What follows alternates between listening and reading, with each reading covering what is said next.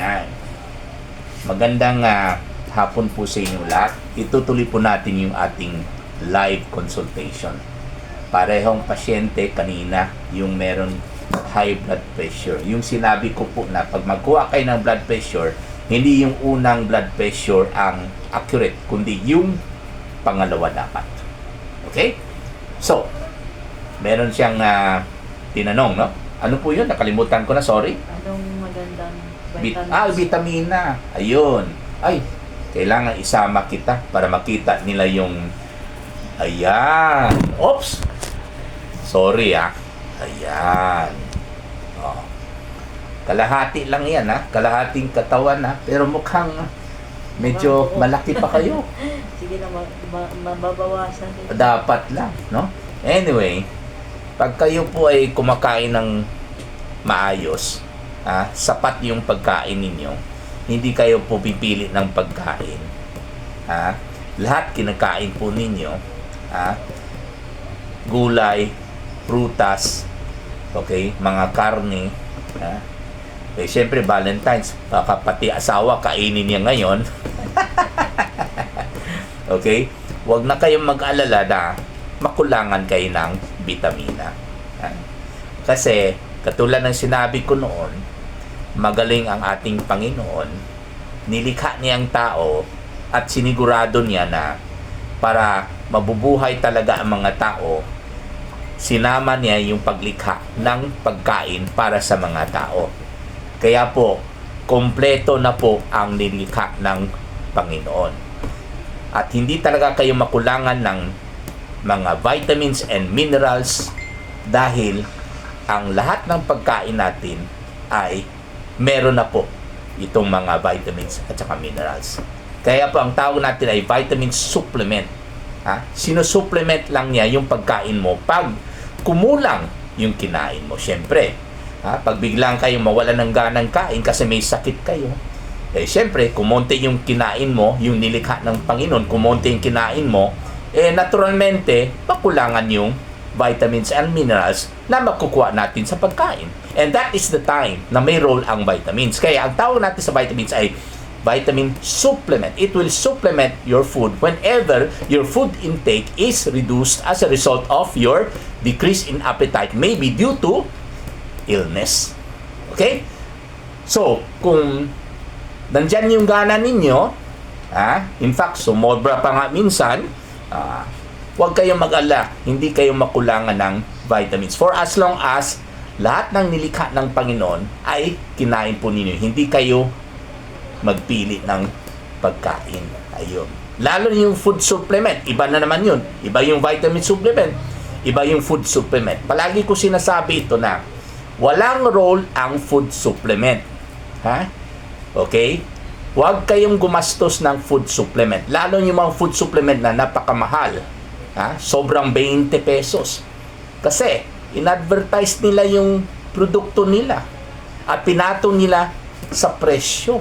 Kaya mas mahal yung food supplement. Eh, sa totoo lang po, kung akong tanungin, huwag kayong magbili ng food supplement because there is nothing anymore in our food na nilikha ng Panginoon to be supplemented.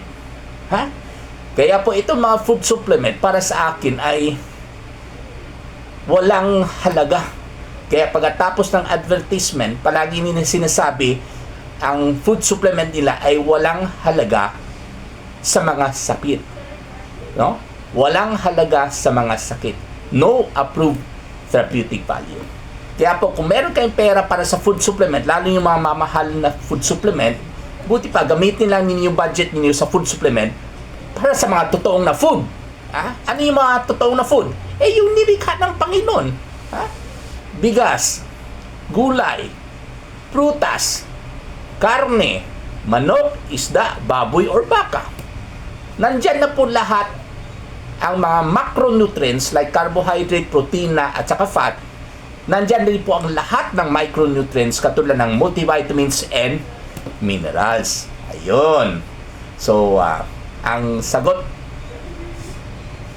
ko sa tanong ninyo ay hindi na po kailangan kayo na mag-vitamins. Basta lahat ng kinain ng Panginoon, lahat ng nilikha ng Panginoon ay kinain po ninyo. Mag-vitamins lang po kayo pag biglang nawalan kayo ng ganang kumain, like biglang, God forbids, biglang magkaroon kayo ng pneumonia or nagtatae kayo, at kumunti yung kinain mo, that's the time na uminom kayo ng vitamin supplement.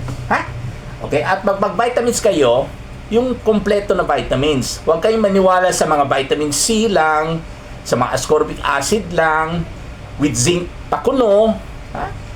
Yung zinc, nasa pagkain na natin yan. Nilikha ng Panginoon ang ating pagkain na may zinc na yan. Kompleto na po yan. Huwag kayong maniwala sa B-complex lang. Sayang lang yung pera ninyo. Pag kayo gumastos kayo ng multivitamins, yung magbili ka ng vitamins, yung multi, yung lahat meron. Hindi lang may C, hindi lang po may zinc, hindi lang po may B-complex, kundi may A, may D, may E, may iron, may folic acid, may B1612, may B2, B5, B11. Yun ang dapat bilhin ninyo. Meantime, kay Madam, hindi na po kailangan ng vitamins kasi sa itsura pa lang sumobra na. Okay? So, yun lang po ang inumin ninyo para sa high blood ninyo, Okay, so after 1 month, balik lang kayo dito and we will see, Sana pumayat na kayo lalo, Okay? Nagsusumba na rin ako. Okay, pagdating na naman sa Zumba, ayan. Ito ang sagot ko para sa kaning Zumba. Okay naman ang Zumba. Kasi habang nagsusumba, sinusunog yung taba ng bilbil ninyo at saka taba ng atay ninyo. Kasi overeating kayo, sumobrang kinain mo, kaya yung sumobra na kinain mo ay magiging taba. Yung taba ay pupunta sa bilbil at saka sa atay. Kaya may fatty bilbil siya at saka may fatty liver po siya. Okay? Whether ang Zumba ay nakakatulong sa pag-reduce ng timbang, well, depende. Pero kailangan sabayan yung exercise katulad ng Zumba sa decrease in intake. Okay? Sa mesa. Okay?